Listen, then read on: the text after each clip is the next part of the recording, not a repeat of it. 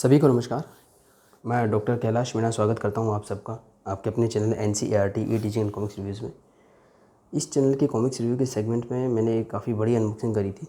सामने आपको comics books दिख रही होंगी, जिसको मैंने नाम दिया था महा अनबॉक्सिंग, और उसमें काफ़ी सारे पार्सल आए थे। और उन पार्सल्स की मैं धीरे धीरे एक एक करके अनबॉक्सिंग कर रहा हूँ। डिटेल्ड अनबॉक्सिंग मतलब अनपैकेजिंग, जिसमें हमको नोवेल्टीज़ की जानकारी मिल जाती है।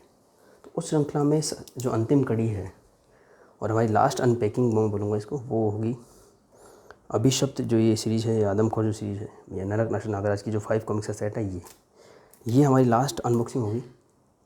इसके बाद में एक एक करके इन सभी सेट्स के या कॉमिक्स के या जो कलेक्टेड एडिशन हैं, इनके डिटेल रिव्यू आएंगे।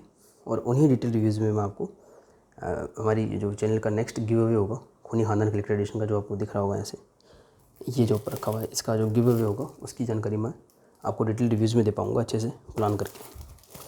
तो इस फाइनल अनबॉक्सिंग को कर लिया जाए और इस चैप्टर को एंड करते हैं। सबसे पहले इसमें कॉमिक्स आती है हल्ला बोल। तो ये नरक नाशक नागराज की सीरीज़ है। इसी से मिलती जुलती एक कॉमिक्स थी 2611, जो आतंक खाता नागराज की थी। और मुझे बाय द वे पता नहीं था। जब इनके प्री ऑर्डर्स लगे तो मैंने सोचा कि दोनों कॉमिक्स एक सीरीज़ का पार्ट और एक साथ क्यों नहीं आई। तो मेरे कुछ फ्रेंड्स ने बताया कि एक नरक नाशक नागराज का पार्ट है और दूसरा जो है वो आतंक खाता का पार्ट है, इस वजह से। तो ये जो है वो नरक नाशक नागराज का पार्ट है, हल्ला बोल। भोकाल का स्टिकर मिलता है और फरसा का ट्रेडिंग कार्ड। ये धीरज वर्मा का आर्ट है बाय द वे। भोकाल का अच्छा स्टिकर मिला साथ में। हल्ला बोल, नरक नाशक नागराज और डोगा का पेयरिंग। देखा जाएगा, इसको मैंने पढ़ नहीं रखी है। जैसे कि मैंने आपको पहले बता रखा है कि आतंक करता नागराज हो या नरक नाशक नागराज, उसके शुरुआत के काफ़ी कॉमिक्स मैंने मिस किए रखे हैं। अभी जाके मैंने परचेज़ किए हैं, मतलब पढ़े अभी भी नहीं है, समय के अभाव वाला। चित्रांकन स्टूडियो इमेज लिखा होता था, पता ही नहीं लगता किसने चित्रांकन किया है। खैर, तो फिलहाल सिर्फ अनबॉक्सिंग तक सीमित रखते हैं इन चीज़ों को। नेक्स्ट पार्ट हमारे हाथ में आता है, या नेक्स्ट जो सेट है इस कॉमिक्स में, जो नेक्स्ट कॉमिक्स है वो है अभिशप्त। कवर काफ़ी अच्छा है इसका, नागराज, भेड़िया और डोगा। ये नरक नाशक नागराज यूनिवर्स के कैरेक्टर हैं और अब इनके नाम क्लियर हो चुके हैं हमको। ये नागराज जो है वो है नरक नाशक नागराज, और जो भेड़िया लग रहे हैं हमको वो हैं भेड़िया और कोबी का कमांड फॉर्म, क्रोध केतु कोबी। और डोगा का नाम रखा गया है दनादन डोगा, जिनका चेहरा आप देख सकते हैं थोड़ा सा अभिशप्त लग रहा है। कॉमिक्स चिपकी हुई है, अंदर ब्लू का कॉलम है। ये देखिए अभिशप्त, और साथ में नोवेल्टीज़ काफ़ी अच्छी लगी है। ध्वनिराज का एक ट्रेडिंग कार्ड मिल जाता है, अनुपम सिन्हा जी द्वारा बनाया गया, और परवाना का स्टिकर है। ये कुछ कॉमिक्स का ऐड है विद ओरिजिनल से डिटेल्स आई हैं ये कॉमिक्स बाय द वे। और 80 पेजेस की फुल पेजेस की कहानी है। वेरी गुड, बहुत अच्छा। अब ये जो कैरेक्टर्स इसमें इंट्रोड्यूस किए गए थे बाय द वे, इनको काफ़ी एक्सप्लोर किया जा रहा है राज कॉमिक्स बाय संजय गुप्ता जी की तरफ से, और इसीलिए उन्होंने इनको रिप्रिंट भी करा है विद नोवेल्टीज़।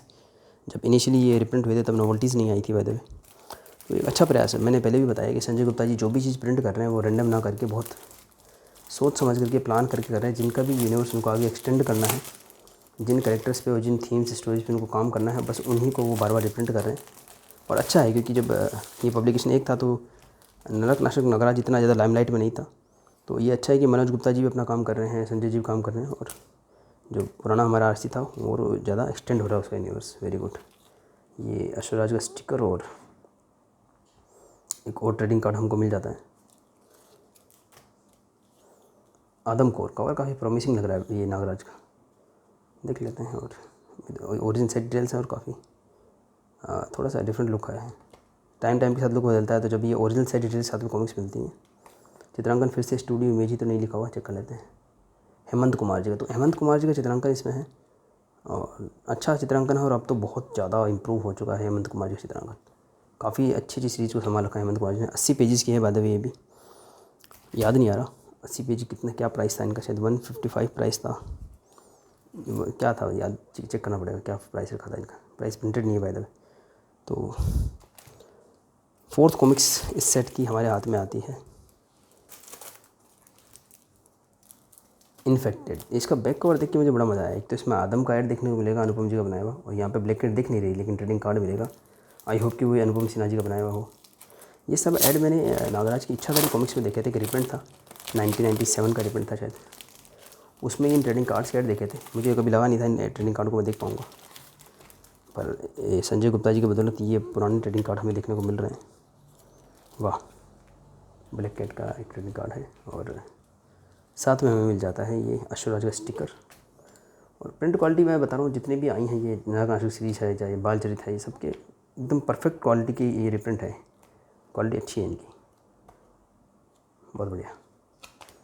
तो ये ऐसी कॉमिक्स मुझे लग रही हैं जिनमें ऐड कम है, स्टोरी ज़्यादा है, और शुरुआत के ये एक्सपेरिमेंट्स को दिखाता है जिसमें ये नए नए एक्सपेरिमेंट्स हुए थे, ग्लोसी में प्रिंट होना और नए नए बनाना।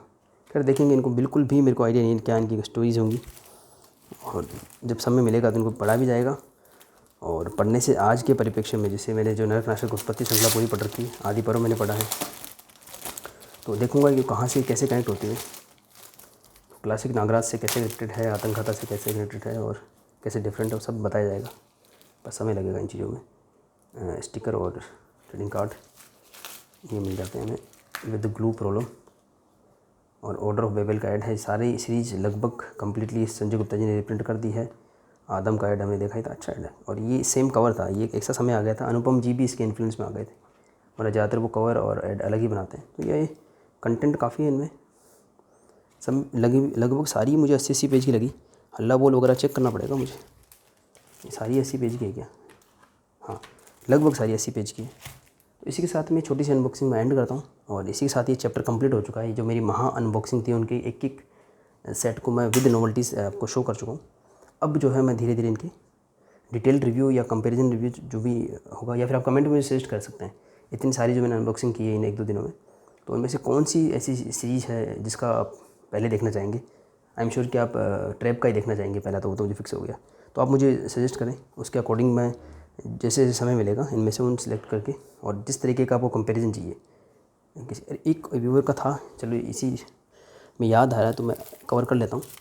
त्रिफना का वो पूछ रहे थे कि पेपर बैक आएंगे या नहीं आएंगे, तो पब्लिशर का प्लान तो मुझे नहीं पता, बट जैसे मैंने ड्रैकुला में एक अनुमान लगाया था, वैसा इसमें लगाने की कोशिश करता हूँ। अगर बैक कवर में वो डिटेल अवेलेबल है तो बैक कवर से मैंने कुछ अनुमान लगाया था, देख लेते हैं। त्रिफना का जो इसमें महायुद्ध का बैक कवर होगा, कुछ नहीं दिया हुआ। एक्चुअली क्या होता है, ड्रैकुला के जो बैक कवर्स थे ना, उसमें अभी रिसेंट जो प्राइसिंग है राज कॉमिक्स बाय मनोज गुप्ता जी की, वो हमें देखने को मिली थी, तो एकदम क्लियरली इंडिकेटेड था, और उस प्राइस में कभी वो कॉमिक्स आए नहीं थे। 130, 130, 180 बाय द वे ड्रैकुला के जो थे, तो उससे मैंने क्लियरली मुझे ऐसा लगा, और मैंने अनाउंस भी किया था कि इनके रिप्रिंट 100% आएंगे। तो मेरे एक व्यूअर थे, उन्होंने पूछा कि त्रिफना सीरीज़ के आएंगे नहीं, आप ये बताइए। तो ये मैं कैसे बताऊँ, इसमें इस तरह का कोई इंडिकेशन देखने को नहीं मिल रहा। आएंगे तो पक्का, देखिए आप सीधा हिसाब है, देखिए जो है अब व्यूवर्स की अगर डिमांड है और पब्लिशर पब्लिश कर रहे हैं, अब तो नियमित रूप से पब्लिश हो रही है, रिप्रिंट तो नियमित रूप से ऑफकोर्स आ रहे हैं, और संजय गुप्ता जी तो काफ़ी नए कॉमिक्स, और मनोज गुप्ता जी भी नए लेके आ रहे हैं कॉमिक्स इसमें यार त्रिफना में। एक्चुअली त्रिफना में ना ग्लू का प्रॉब्लम था, इसको मैंने पूरे कवर को अच्छे से देखा हुआ था। तो इसमें क्या देखिए, आपको ग्लू ऐसे दिखेगा यहाँ पे, अगर आपको रिफ्लेक्शन दिख रहा हो तो काफ़ी जगह पे होगा इसमें, तो इसको सुखा करके फिर पैक किया होगा, तो उसी का इफ़ेक्ट हमको अंदर भी देखने को मिलता है। ये भी एक प्रॉब्लम आती है, आप बड़े प्री ऑर्डर कर देते हैं ना, तो आपकी कॉपी कौन सी आएगी थोड़ा सा अनसर्टेन हो जाता है। अदरवाइज़ जब जैसे HBM वगैरह पे जो लेटेस्ट आ रही होती है कॉपीज़, और इसमें शायद वो कवर भी है ना ऊपर नीचे थोड़ा सा, तो लेटेस्ट जो कॉपीज़ आ रही होती है ना, उससे फ़ायदा क्या होता है कि वो आपको फ्रेश पीस देखने को मिल जाते हैं। खैर त्रिफना का तो अच्छा था, तो मैं ये बता रहा था आपको। अच्छा, ये जो एडिशन था त्रिफना का, इसमें फ्रंट और बैक कवर एक साथ दिए गए थे, तो ये बैक कवर है। आएंगे सॉरी एक्चुअली क्या होता है, ड्रैकुला का जो एडिशन हमारे साथ में आया था, उसमें व्यूअर्स ने ये डिमांड रखी थी कि ये जो कॉमिक्स है उनका फ्रंट कवर बैक कवर एक साथ न दिया जाए, तो अभी मुझे इसलिए चूक हो गई। इसके भी रिप्रिंट आएंगे, 100% आएंगे, मैं बताता हूँ क्यों आएंगे। इनमें जो 4 कॉमिक्स शामिल हैं, हालांकि डिटेल रिव्यू में आएगा, ये व्यूअर की डिमांड थी और समय का अभाव है, तो मैं जल्दी से बताता हूँ, अगर वो देखेंगे ये रिव्यू तो उनको पता लग जाएगा। ये देखिए बैक कवर में यहाँ पे 120 रुपये लिखा हुआ है, इसका रिप्रिंट 75 रुपीज़ के साथ में आया था। तो और मनोज गुप्ता जी जो अभी 64 पेजेस की कॉमिक्स निकाल रहे हैं, उसका प्राइस वो 120 ही रख रहे हैं। इससे हमें ये क्लियर होता है कि इन सभी के रिप्रिंट आएंगे। और ऐसे ही त्रिफना का ये जो बैक कवर है, यहाँ पर भी देखिए 120 लिखा हुआ है साफ साफ। तो इन सभी के बैक कवर पे आई होप होगा। महायुद्ध का भी मैं आपको बैक कवर दिखाई देता हूँ। हालांकि ये बिल्कुल इररिलेवेंट बात हो जाएगी जो मैंने अभी अनबॉक्सिंग करी है, पर ये एक बोनस कंटेंट आप मान सकते हैं 120। तो और मृत्युदंड का मैं आपको दिखा नहीं पाऊँगा, कारण मैंने आपको बताया। देखिए चिपका हुआ है कवर, मृत्युदंड वाला कवर जो है वो चिपका हुआ है बैक कवर, और उसको मैं अभी ऐसे इस तरीके से नहीं फाड़ना चाहता। देखिए तुरंत हो जाएगा, ख़राब हो जाएगा एडिशन। तो हाँ, नलिन अवस्थी जी का कमेंट था, मुझे याद आ रहा है, तो उनको अगर वो देख रहे हैं वीडियो तो मैं उनको आंसर दूंगा। हाँ, इसके भी रिप्रिंट आएंगे पेपर बैक, ये मेरा अनुमान है। इनके कलेक्टर एडिशन के बैक कवर में प्रिंटेड प्राइस को देख करके, और ऐसा हो ही रहा है अभी। आप देखिए, चाहे संजय गुप्ता जी की आप बात करें या मनोज गुप्ता जी की, जो भी पेपर बैक आए हैं सबके कलेक्टर एडिशन आए हैं। बस इसमें थोड़ा रिवर्स ऑर्डर में होगा, उसका कारण भी मैं आपको समझा देता हूँ। इससे फ़र्क नहीं पड़ता कि ये कॉमिक्स कब प्रिंट हुए थे, बात होती है अवेलेबिलिटी की।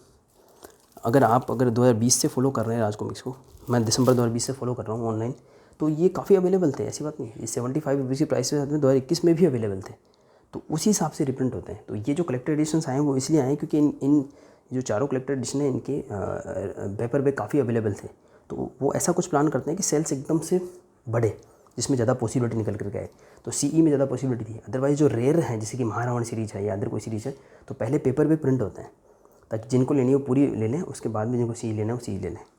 तो इसी के साथ मैं इस वीडियो को एंड करता हूँ। अंत तक बने रहेंगे सभी का धन्यवाद।